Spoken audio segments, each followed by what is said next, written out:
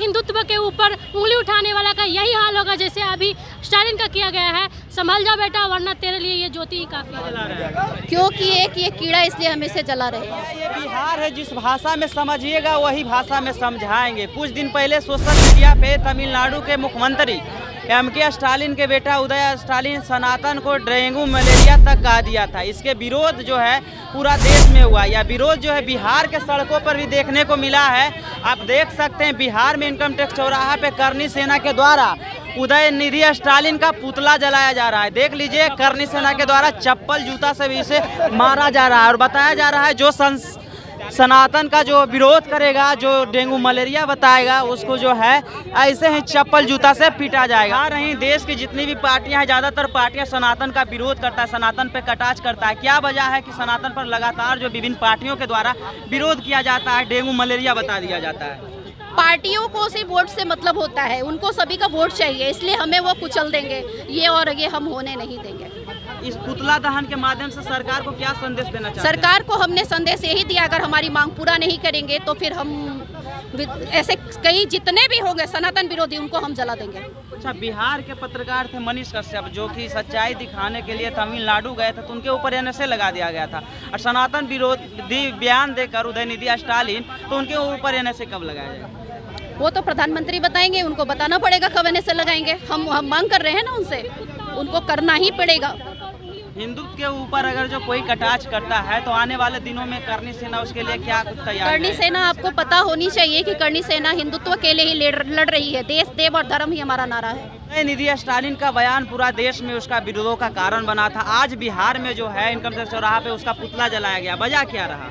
वजह है कि जिस तरह से कीड़े मकोड़ों और सनातन के प्रेमियों को ठेस पहुँचाने का उन्होंने जो कोशिश किया, इस तरह से ऐसे दुराचारी को या तो पुतला दहन के माध्यम से संदेश देना चाहते हैं कि उनको फांसी दिया जाए, उनको या तो देश निकाला किया जाए। ऐसे दुराचारी को सनातन के प्रति, किसी भी जाति धर्म के प्रति हम सब कभी इस तरह से अभद्रता के पास हम लोग टिप्पणी नहीं करते। तो हमारे धर्म के प्रति कोई भी अगर ऐसा करेगा तो हम लोग भी उसको नहीं छोड़ेंगे।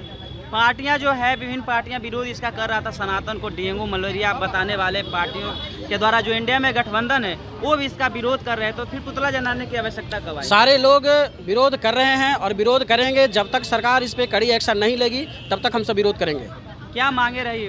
मांग है कि इसको फांसी दिया जाए, ऐसे व्यक्ति को फांसी दिया जाए। पुतला दहन के माध्यम से सरकार को क्या संदेश देना चाह रहे हैं? बस यही संदेश देना चाहते हैं कि हमारे जो भी देशद्रोही है, जो हमारे देश के ऊपर अभद्र बातें करते हैं, उनका हाल यही होना चाहिए और उनको कड़ी से कड़ी सजा मिलना चाहिए।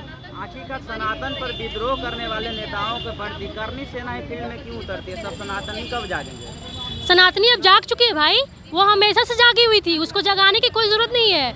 हमारे सनातन धर्म पे जो भी उंगली उठाएगा उसका ऐसे ही उंगली काट दिया जाएगा। और अगर मैं तो इसको ऐलान खुलेआम में करना चाहती हूँ, बोलना चाहती हूँ, सुन बे स्टालिन, अगर तेरी औकात है तो तू हिंदुस्तान में आ जा, मैं तेरे लिए अकेले काफ़ी हूँ, आ जा। तो हिंदुस्तान में ही रहता है ना?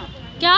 वो तो हिंदुस्तान में ही रहते हैं ना। तो ये हिंदुस्तान में रह के हिंदुस्तान के ऊपर जो ऐसा बात कह रहा है ना, ये साला खुद गट्टर है, नाली का कीड़ा है, इसका जगह गट्टर में है और ये दूसरे के ऊपर बोल रहा है। तू सुन, पोछी लगा हुआ जो पिल्लू होता है ना, ऐसे से रेंगता है, तू वही है, ठीक है ना? बिना पेंदी का लोटा है तुम सब, कभी इधर लुटक जाना है, कभी इधर लुटक जाना है, ठीक है ना? हिंदू धर्म में रह करके हिंदू के ऊपर तुम ऐसी सी बात करें, तुमको शर्म आना चाहिए, तुम्हारे पर थू है।